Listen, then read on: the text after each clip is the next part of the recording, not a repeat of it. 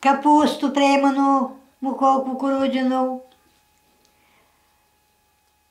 фасолі, навіть і в капусту до фасолі давали, горох варили або колотили, такий колочений, який був. Я того гороху і тепер би хотіла, я любила все варити собі, навіть тебе вже не маю.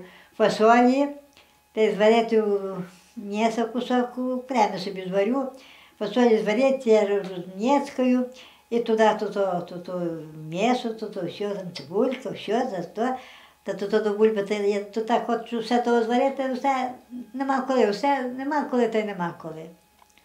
Фасолі, капуста приймана, називали приймана. Юшку, бо тримав, хто тримав свиню, барани тримали, м'ясо рубали, складали в гілечину з чесноком, сів, то таке м'ясо пахне, це юшка та, яка пахне, чи була, то як то ми колись у печі, а ми вже потім там і в кухні. На полудник засунемо, то витягне звідти, то так пахне на всю хату. Та юшка. Гопку, киселицю, якийсь галамбець, мама казала, що варили, окулешу. Галамбець якийсь варили, такий, що засипчуть мукою, то таке була гопка. Лише гопка була на бульбі.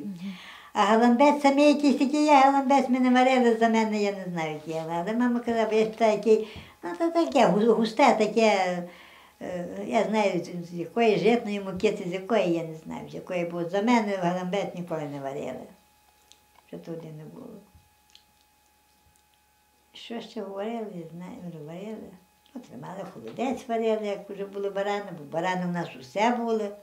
Тато купували барани, випасали через літо, восени порізати, і холодець бути. Таке. Бульба, колочена бульба. Бульбу розколоті, зварити, розколоті, але бульба не така була тепер, як каміння, що не можеш розм'яскати ту бульбу.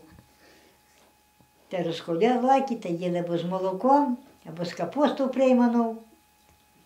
Є таку ріденьку капусту варили, муку прийму. Ще вже навіть я варила, так я зроблю підливу. Так ту капусту висиплю, то таке добре було. Та тоді люди так настабували, нині не було тих хвороб.